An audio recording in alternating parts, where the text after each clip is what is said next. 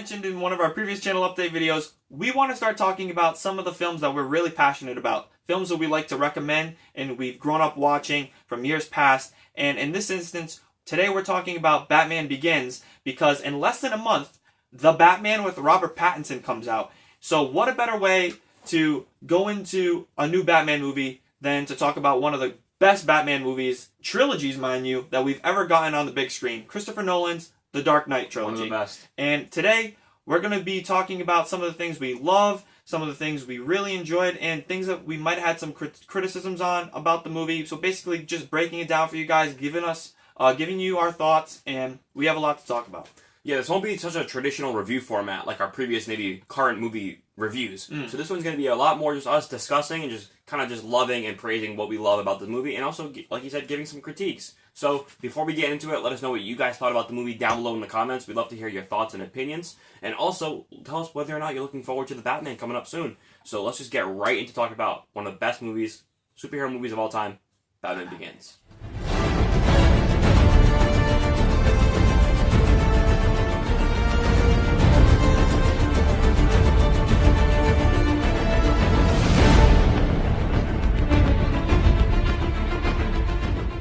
Starting with Batman Begins, Warner Brothers and DC got together. They wanted to reboot the Batman franchise after its long hiatus, coming off of the Joel Schumacher movies with George Clooney, like those. with George Clooney and Val Kilmer, the Batman and Robin films. It's a utility belt, not a money belt. $6 million. $7 million. Never leave the cave without it. They didn't do so well critically, and they kind of got panned. Again, I grew up watching those movies as a kid, kind of just enjoying them for what they were. So I have a nostalgia for them, which I believe you do as well. You like those movies? Yeah, they have their ups and downs. They have their charm to them. I enjoy them, but obviously they weren't the best. No. Warner Brothers wanted to give a more realistic, grounded take, coming off the heels of movies like Spider-Man, Spider-Man 2, X-Men, Blade, all these movies that were kind of rebooting the superhero genre and getting it fresh again. Warner Brothers decided they wanted to approach a filmmaker that can ground these movies in a different feel, separating it completely from the Joel Schumacher films. When I heard that Warner Brothers was looking to renew and reinvent the franchise, I'd made my last film at Warner Brothers, so I was able to go to them and explain to them the way I saw the Batman franchise being, interestingly, reinvented. With Chris Nolan being the director, what are your thoughts on how he took the franchise and what the direction he wanted to give these movies? What did you thought of the feel and the kind of the foundation he set? I thought it was a pretty good start. Coming off of previous films, it was a very much of a departure from the style they chose from Michael Keaton's Batman and George Clooney to Val Kilmer and they all even had Adam West. They all had that feel to it, like that Gotham City was very almost like taken from the comics, where like you're saying this time it was a lot more realistic. Yeah, it was more realistic where you had the scenery. It felt believable. It felt like you could go and travel to this place, whereas the older films you didn't feel like you could find this place on the map. But now, with Christopher Nolan directing, I feel like he made it believable in a sense where this could actually happen, where this guy who's a billionaire wants to go and train and learn all these different martial arts skills. He takes advantage of his wealth and utilizes all these different weapons and things to create this armor and this persona, which we all know as Batman, and the take on it's pretty good. So speaking of Batman and Bruce Wayne, the casting is one of the most iconic things about these movies. What do you think about casting Christian Bale as Batman? What are your thoughts from when you were a kid, what you thought about, and now looking back on these movies, rewatching them, what do you think about Bruce Wayne's portrayal and Christian Bale's take on Batman? When I was a kid, I really didn't know much about who Christian Bale was. I just was like, Batman? Cool, let's watch it. And I remember going to the toy store afterwards, buying all the merch from Toys R Us, from the tumbler to the action figures. I never really even knew who Scarecrow really was. I think I saw who he was a little bit from like the animated series. I didn't know nothing about Falcone and anything like that. So this was my first introduction to a lot of these characters. Even characters just like Jim Gordon. As a kid, you don't really pay attention all that much to some things. I can't remember exactly where my mind was at, but I definitely didn't know who Christian Bale was. But I thought, wow, this guy did a good job. I liked it. I remember rewatching the movie countless times as a kid. I was 6 years old, turned 6 or 7 at the time when it came out.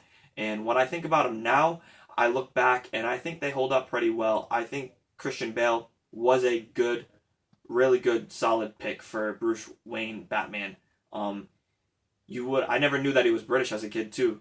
Seeing him with his American accent, I really think he did a great portrayal. And seeing him evolve in the trilogy, I think he became a monumental Batman. I agree. So I grew up was a little younger when this movie came out. I actually never saw this movie in theaters. I was too young. I grew up seeing Dark Knight, so I kind of just always had this movie on DVD. So every time I saw Christian Bale, he was just Batman. He is Batman. And growing up after rewatching these movies again and again, and finally rewatching them again, thinking about them more critically, I just think that he delivers such a phenomenal performance in this movie, and definitely separates himself from actors like Michael Keaton, who brought such an iconic performance in the '89 film. But now Christian Bale give his take. It just felt so much more, almost like for that era, similar to like an Iron Man, this billionaire philanthropist playboy who is kind of becoming more matured and wants to bring justice to his city. Almost like you said previously, you can see this being almost a realistic take. And I just love the energy and the kind of gloominess, but then heroic turnaround that Christian Bale brings to Bruce Wayne. Yeah. At the beginning, he's a very like seldom, kind of just like down and depressed Bruce, and by the end, he is the Batman we know and love. And so, other characters that they introduced into this franchise, we got like some of the most iconic portrayals of these characters, from Jim Gordon, like you said, Alfred, Scarecrow, which I love Cillian Murphy as Scarecrow in this movie, and also I've followed his career a little bit, and I've seen more of his movies, like other Christopher Nolan movies like Inception, and then recently we saw him this last year in Quiet Place 2, which I loved him in that. Yeah, he did a good job so I liked in him that. a lot as an actor, and this is the first time I got introduced to him. And then you got freaking Liam Neeson as Ra's al Ghul. That was so, like, I think it's definitely one of Liam Neeson's top 3 roles. I love him as Ra's al Ghul. And so what are your thoughts about him, and then also the League of Shadows? When I was a kid, I never really understood that he was Ra's al Ghul. Me neither. Until further watching as I got older. I'm like, wait, the Asian guy wasn't Ra's al Ghul? So it was like, he was a facade, almost just like Padme back in episode 1. There was a decoy. That's a good comparison. So, and funny enough, he was in there as Qui-Gon. So that's where I understood that. I was like, oh, that makes sense. He's like, oh, you left me to die. And now I like that scene later on in the film when he goes and he trains with the League of Shadows, and he goes through all these tests, and he still has that sign of like humanity and humility in him. So, not to jump ahead, but Liam Neeson really makes his character as Bruce Wayne get used to becoming Batman, and through all the training and the things and trials that he goes through, his voice is so iconic, and I just like seeing him on screen. It is. He brings such a presence to that role. I wish the outcome of the movie, I think it worked out perfectly, but I would have loved to seen him in a continuation of the role, because I think he did such a well written job. Yeah, I agree. Yeah. So I think that I loved, again, all these characters' portrayals. Someone like Jim Gordon, which obviously, I mean, as a kid, watching the original Batman movies previously to Batman Begins, I never really, like, Jim Gordon's, like, kind of, like, whatever. He wasn't really, like, a super prominent role. And I think that this time they really used him as a focal point of the series and helped being basically one of the main characters to Batman, especially later on in movies like Dark Knight Rises and Dark Knight. They really flush his character out more, but I think starting out here, they did him well. And characters then like Rachel, which is iconic to this series as well. And her casting was really well done. The name of the actress is slipping my mind. She performed her role really well, and I just think that everyone in this movie was pretty much perfectly cast. And I think Michael Caine. Oh, iconic! My favorite Alfred. Alfred. Like, what did you thought? Like, how do you rank your Alfreds? Like, is he one of your favorites? Yeah, because I mean, you got to see 3 solid movies with him, and I mean, the guy who played Alfred, I think in the older Batman movies, pretty much was the same Alfred almost all the way through. Yeah, so pretty much. I think he was cool too. But it's different because Michael Caine had a little bit more of that edgier, realistic role, whereas the other one was like, Master Bruce, I fetch you this, sir. One last one before we move on, I want to touch upon one small one that, especially as the movies go on, I think he gets better and better, is Lucius Fox. Morgan Freeman, I think that was a perfect casting. You want to give a quick thought on that? Morgan Freeman. I love Morgan Freeman. I think he does a great job as Lucius Fox. I think he is probably the best in number 1, maybe. Him in number 1 and number Really 2, The Dark Knight. It's my favorite performances. I just love the little things when he's like, Mr. Wayne, as long as I don't know what you're doing, I can't lie. I don't know nothing. I just love the relationship that Bruce Wayne and Lucius have, and seeing him be a helper to Batman later on is really cool. All 3 of the movies, mainly this one has it the most, but each of the Chris Nolan Batman movies has their kind of at least 2 separate arcs to the story. So this one has 3 different stories. You got like the kind of lower level crime stuff, and you got the mid range with the Scarecrow, and then the higher overarching story with the League of Shadows. Wanted to take over Gotham and everything. I loved the League of Shadows in this movie. I liked how they showed Bruce Wayne training, which we haven't got again since these movies. Yeah. A lot of his, like, it kind of explains how he's just so badass, like how Batman's able to really master all of these different martial arts skills and take out all of these criminals. Give a more understanding to how he's able to do that. Yeah. Getting on to just kind of the basic plot and our thoughts on it of the film, I liked how they kind of did the story of the fear toxin spreading through Gotham City, and how Bruce Wayne, Batman, is the only one that's able to take out Scarecrow, and then eventually take out Ra's al Ghul. So what are your thoughts on kind of the final plot and how the story as a whole forms the Batman Begins film? I think fear has a big thing to play in this movie, because I think that it's interesting how they use this take of Batman right from the very beginning, almost, where he falls into the cave and he has his encounter with the bats, and how the bats is something that he always fears and associates with his parents, and the death of his parents and his upbringing and stuff like that. So he utilizes that when he's with the League of Shadows, and that kind of forms and makes him who he is, and he adopts the whole persona of the Batman. What the hell are you? I'm Batman. The fact that there's also the other side story with Scarecrow using fear toxin against people.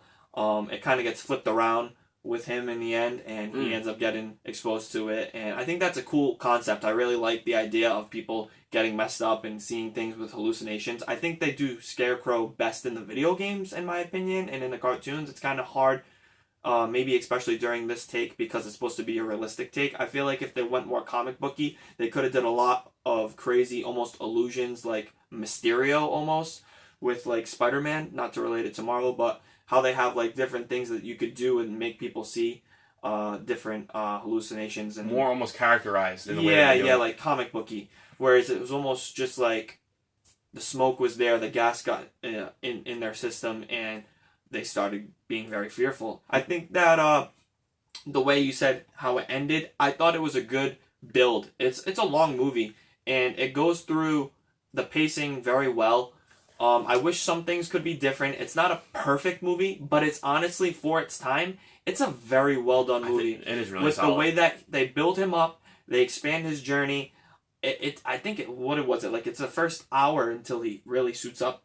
Well, as it's Batman. like almost the first hour until they introduce one of the main villains of the movie, Scarecrow, and then like an hour and a half into the movie is when he actually first suits up. It's around that time. It's kind of crazy, but they take a while to build up the character of Bruce, which I think really is a benefit to the it's what movie. you need really when you do an origin story, unless you were to jump in having him already be the character, like we're going to go see with the new Robert Pattinson version. It's his second year I of believe being so, Batman, and there's like preludes to it, but I'm happy that they did it the way they did for the Nolan trilogy, because it really gives you a feel for who he is, what his background is, and I think it just did it more grounded and with the flashbacks, and more time passed, and you got to see things happen in his life compared to the older Batman movies that just kind of brushed upon it, and it was told in like a little flashback sequence or maybe at the beginning of a film.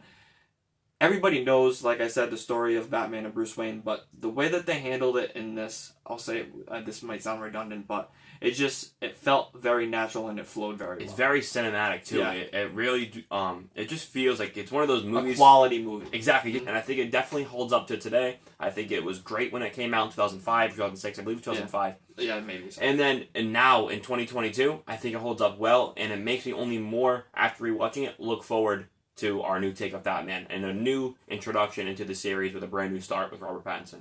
So now we'll kind of talk about some of the core aspects of the movie with its characters, Batman, and something as iconic as the Batmobile. So what are your thoughts on kind of how they did this rendition of Batman, with how he kind of got how he got his suit from Lucius, how he got his gadgets, the way that they did the tumbler, how it was a more militarized aspect not as much as like, oh, he just kind of has this stuff. It just he made it, he invented it. So like I said before with Lucius, I thought that was a great dynamic of having him be the one to give him his weapons. I guess in a way, yeah, he didn't.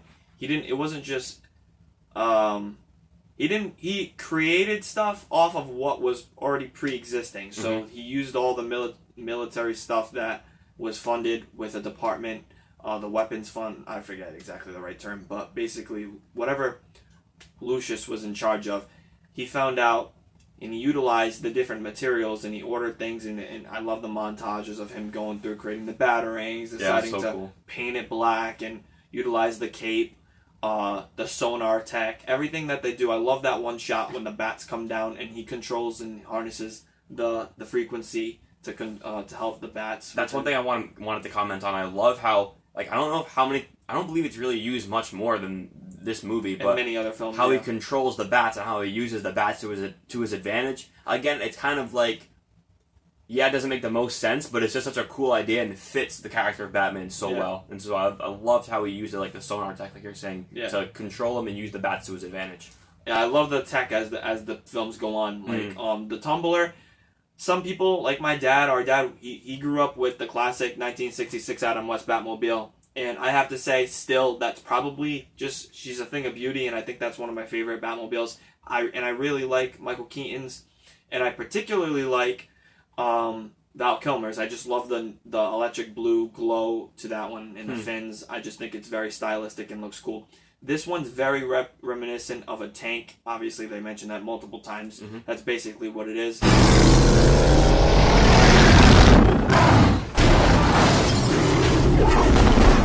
I gotta get me one of those. He is in a vehicle. The cliff jumping like aspect of it. I love how brutal it is, and it just goes through everything. And later on in the films, it develops one of the coolest things I think Batman ever had. Well, it has the ability to launch out the Batpod, which is obviously we'll talk about in the next video for Batman. But I love that thing. And the suit, his first Batman suit in this movie is good. Christian Bale's face was a little fuller in this movie. I think he looks better as the films progress and it moves on. I think it's a little clunky. They fixed the bat neck problem where Michael Keaton and every other actor couldn't really move his head all that well. Like they adjusted the bat neck. They all have to turn their whole body. But if you see, it still constricted him a little bit. So they really fixed it in the next movie. But I think it looked good. His voice, we haven't mentioned that yet, but it's pretty much one of the most iconic things about the Dark Knight Trilogy is, for sure, "Where's Rachel? I'm not wearing hockey pants. This isn't a car." Yeah, this isn't a car. I just love it. You love it because it's cringy and it's funny, but it's so iconic you love to imitate it. Yeah, so just like that. Another voice, this trilogy bless us with. Brain, you merely adapted the back. I was born in it, molded by it. Anyway, I'm sorry. You gotta talk about everything. It's just, his voice is very iconic. I don't know if it's the best Batman voice to me, to jump around to a different Batman. I think what I like about Ben Affleck's is it's a voice modulator, and he uses it, and it's menacing enough, and almost has a slight synthesized like robotic tone, whereas Christian Bale's always like that. He's like, it's for the city. Bro, got my poor man some cough drops. Yeah, like doing that voice a lot bothers your throat after a while. It's funny and it's it's parodied with so many things, but it's iconic. It's just it works well, I guess, for him, and it'll always be a part of Christian Bale. I don't have a big issue with it. I just see where some fans could get annoyed with it because it's not really demonic like evil, but they really go and emphasize with him being dark. With this whole trilogy, it's very dark themed. And I mean, no pun intended to be the Dark Knight, but it's a much more darker tone than a lot of the other films, and it's something that not all fans like. So some people like the comic campy stuff, some people like even darker, like Dark Knight Returns. But I felt like this was a good balance of being dark for a PG-13 movie, PG-13 rated movie. It wasn't like scary, but it had like slight little horror elements with like the fear and the scarecrow. Definitely even the scenes when he like makes himself look weird with the fear toxin and stuff. It's a well rated movie. I don't think Batman needs to be super brutal, but I don't think he needs to be super nice too. I don't know.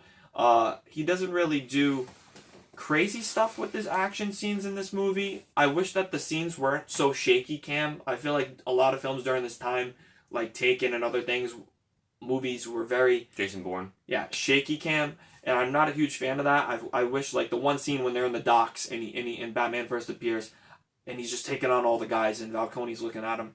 Certain scenes are just beautiful, like when he comes out and takes guys, and he's like, "Where are you?" "I'm right here." That one, but like when he's punching guys, you just see him like the cape fluttering around. You're like, "Yo," you're like wanting to look over a crowd, like, "Yo, what is this guy doing over here?" And other scenes they do really well, like the car scenes, the chases. They're just so iconic. The chase scenes in this movie. One thing I wanted to say was I love, so as you were saying, how different people like different portrayals of Batman. This is definitely one of my favorites, but one thing that I've noticed while watching these movies is I feel like they weren't the most confident in this bat suit, because a lot of the time it's hidden by the cape a lot, and there's a lot of shots of it hidden by the cape, and Bruce Wayne's always staring straight. The bat suit itself, I did enjoy it, and I think it's a cool design. As for the Batmobile, my personal favorite Batmobile is actually Michael Keaton's. I think it's such a cool concept of almost like it's kind of a good balance to me between like a more realistic but also a comic book look. So I think that the two kind of come together to make a really cool, sweet Batmobile, which hopefully we'll get some good shots of coming up in a Flashpoint movie with Michael Keaton returning. I'm so excited. And then, like you mentioned, the music. We'll both talk about that, because there's a lot to talk about, but It's beautiful. the one theme, I don't even know how to say the word, but the one that starts with an M, it's like moralist? Something like that, bro. That theme is so iconic. So, it's just like the dun dun dun dun, the build up of it. It just gets you so hyped for Batman. Yeah. And I am praying that, I keep talking about Robert Pattinson, but I'm looking forward to it, and I'm praying that his movie comes with some iconic bangers. I don't know if it's gonna have as good of a theme, or I think there's potential to always make a theme I don't know better. who's composing it, but Hans Zimmer just did an hoping it's excellent job with this movie and Dark Knight Trilogy as a whole. Agreed. Just to kind of wrap it up, we'll give our closing thoughts on The Batman Begins. But before we do, make sure you guys down below in the comments let us know your thoughts on Batman Begins. Have you watched it? Have you watched it recently? And what are your thoughts on the Dark Knight series? Is it one of your favorites? Which one of the movies are your favorite? And let us know what you thought of Batman Begins in the comments down below. We want to know. Alright, so what did you think about the movie as a whole? The movie just stands as one of the best superhero origin stories of all time. I really like it. It's not perfect because there's a couple things that are wrong with it, like here and there from stuff that we've mentioned. But honestly, I have fond memories looking back at it, rewatching it recently a couple times. I think it definitely stands and holds its own as one of the greats. And I personally would give it somewhere around an 8 out of 10, maybe 7.5 the lowest, maybe even an 8.5. Probably a solid 8. I really think it's a solid movie. Christian Bale does a great job. The other supporting cast members do great. The theme, the music, the nuance, everything that they do in the movie is just great, and I'm a huge fan. Nice, I agreed. So for me, I'm gonna give this movie. I loved it then. I love it now, and I think I've come to appreciate it more and more the more I've watched it. So I think I would give this movie as a whole, for all the elements I think it does right, as an origin story especially. Like, I kind of consider it. Origin stories are in their own spot, because a lot of nowadays people kind of want to skip the origins. They want to get right to the action. But I'm one that loves origins, and I appreciate origins. I love a good story, and I love the hero's journey, the kind of creation of a great hero. And I think that this movie really does that excellent. But like you said previously, the action maybe isn't the best at points. And I've heard that maybe they want to make it so Batman, like, you can't always see what's going on, because like if you were getting attacked by Batman, you'd just be seeing this. It's mysterious. You'd just be getting attacked by this black suit, like, wrecking you, so you wouldn't even know what's going on. But all the elements, I think it does right. In my book, it gets a 9. Pretty good. I like it. Let us know what you guys think. Please make sure you subscribe. Hit that notification, because we are a smaller YouTube channel. We won't overflow your phone with a bunch of random videos every 5 seconds. So when we do release a video, it's pretty quality content, and you want to be sure to check it out. Share it with your friends, share it with your mom, share it with your dog, everybody in your family. Do me a favor right quick. Bust into your grandma's room, take her tablet out of her hand, subscribe to the YouTube channel, then go to your little sister's room, take her little iPad, take that real quick, look up Brothers Talk About and subscribe, and also turn on notifications for her. We really appreciate that. Exactly. We're weeks away from the Batman. Did you guys pre-order your tickets? We did. We're going to see it IMAX opening night. We just got them when we got them yesterday. We got them yesterday, so stay tuned. So once we get out of that theater, baby. Out of the theater reaction is going to be there, so make sure you guys are ready. Stay tuned. Check out our other videos, and let us know what other movies you'd like us to talk about for retro and old school videos that came out back in the day. Again, thank you for watching. My name is Chris. My name is James. See you next time.